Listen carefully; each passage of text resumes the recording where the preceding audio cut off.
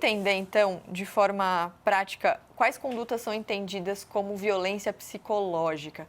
E é muito importante a gente entender isso. Olha lá, ameaças, constrangimento, humilhação, manipulação, proibir de estudar, viajar ou falar com amigos e parentes, vigilância constante, perseguição, e aí a gente tem mais uma tela, olha lá, insultos, chantagem, exploração, limitação do direito de ir e vir, ridicularização, tirar a liberdade de crença e o gaslighting. Esse último termo em inglês, ele significa distorcer, omitir fatos para deixar a mulher em dúvida sobre a memória, sobre a sanidade dela, aquela coisa do, você tá louca.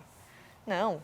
Quem não aconteceu. Nunca ouviu? E aí, tem muita coisa pra gente falar sobre esses tipos de conduta. E aí tem aqui, proibir de estudar, viajar, falar com amigos e parentes.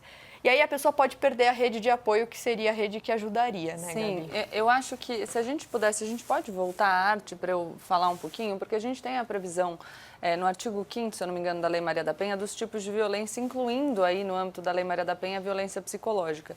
Mas muitas vezes a gente encontra dificuldade em tipificar, falando da esfera penal, então em achar um crime que descreva a conduta, que é a conduta que a gente vê como violência psicológica. Então, se eu pudesse ter a lista de novo, eu falaria um pouquinho das diferenças. Olha lá, ameaça. A gente tem um tipo penal que prevê o crime de ameaça. Constrangimento também, constrangimento ilegal.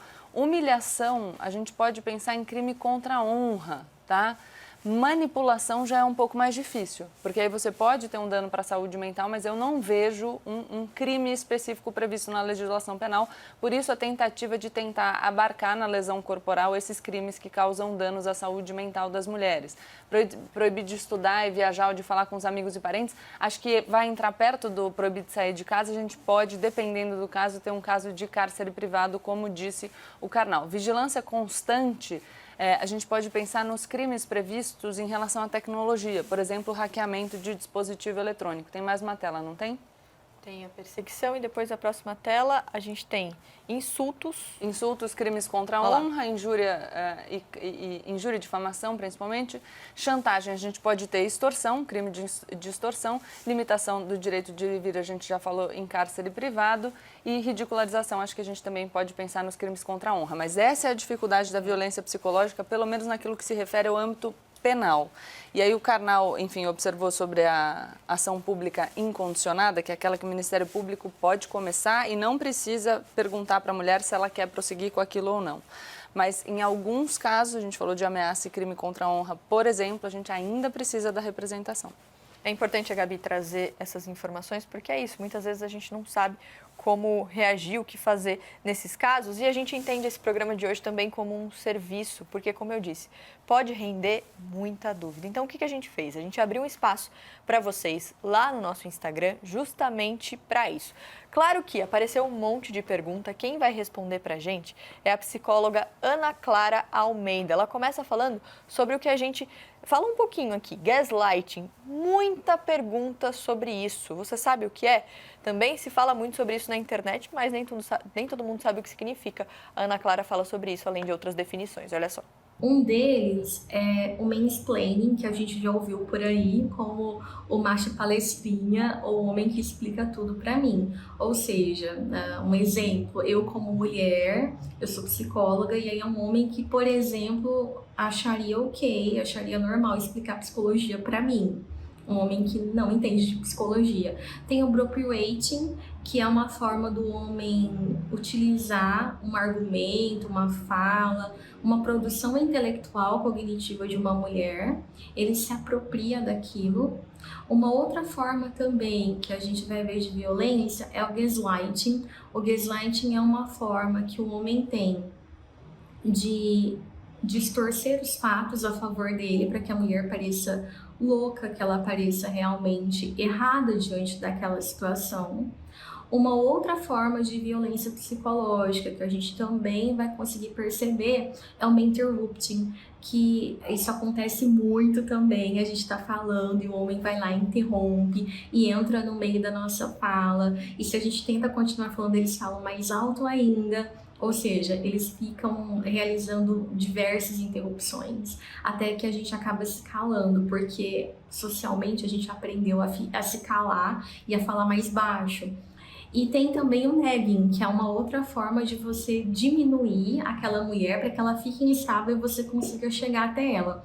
Acontece muito em balada, quando os homens eles acabam recebendo um fora e eles tentam diminuir aquela mulher, dizendo, ai, você nem é tão bonita assim para me dar um fora, e essa mulher acaba se sentindo instável e muitas vezes elas acabam se relacionando com esses homens. Eu achei muito importante a Ana Clara Almeida explicar essas situações, e o que é muito triste é que, ouvindo o que a Ana Clara falou, eu percebi que eu já passei muitas vezes por todas essas situações.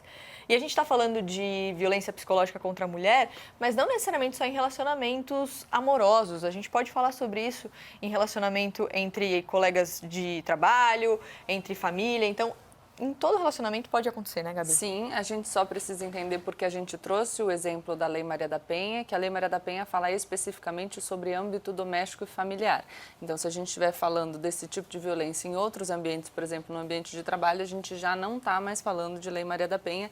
E aí a gente tem consequências como, por exemplo, a diferença entre a ação pública condicionada ou incondicionada em relação à lesão corporal, porque é uma decisão do Supremo Tribunal Federal que, enfim, vai fazer uma interpretação da Lei Maria da Penha junto com a Lei dos Juizados Especiais Criminais e a legislação penal. Então, só para pôr uma... Colocar uma coisa em cada caixinha. Parece complicado, né? Mas a cabeça faz... Mas, Karnal, ela falou ali sobre várias situações, o man interrupting, quando o homem interrompe a mulher, muitas vezes fala muito mais alto do que a mulher, e a mulher foi ensinada, com muitas aspas, a ficar calada, a falar mais baixo, para ser levada a sério. Os homens também foram orientados, de certa maneira, a sentir que eles têm esse poder para fazer isso? Eu acho que existe uma coisa que é a invisibilização do domínio. Ele é tão diluído na linguagem que dá o domínio do masculino. Eu tenho 200 mulheres no auditório, eu tenho um homem sentado à frente, a gramática manda dizer meus caros espectadores. Na narrativa bíblica, no princípio, Deus, masculino, criou o céu e a terra, mas algum teólogo vai me dizer, mas Deus não tem gênero. Óbvio que não tem. Então, por que é sempre no masculino? É convenção. Convenção criada por tribos de pastores e nômades há mais de 3.000 anos. Então, a gente pode dar uma atualizaçãozinha nessas questões. A gente pode falar pelo amor da deusa, né? Pode, porque se Deus não tem gênero, não há problema em dizer Mãe Nossa que estás no céu. Não há um problema, porque se Deus não tem gênero, eu posso pensar nisso. Mas, na verdade, eu estou dando o exemplo, a questão não é apenas essa, é como isso está diluído nas piadas, como isso está diluído na ironia, e eu vou sendo educado a associar o homem à razão, ao equilíbrio, ao objetivo material, e a mulher à instabilidade e à histeria. E aí eu vou criando aquele medicamento negativo. Então, vamos à praia, eu sento no carro e eu digo, nossa, minha mulher não está pronta, porque ela tem que trazer das crianças, tem que trazer a mala, ela tem que dar instruções para o cachorro, ela tem que ligar para quem vai fazer a entrega e eu só cuido do carro. Ela diz, mas mulher é assim, mulher é tudo atrasada. Eu vou criando um ambiente que me associa ao bem, à ordem e à razão.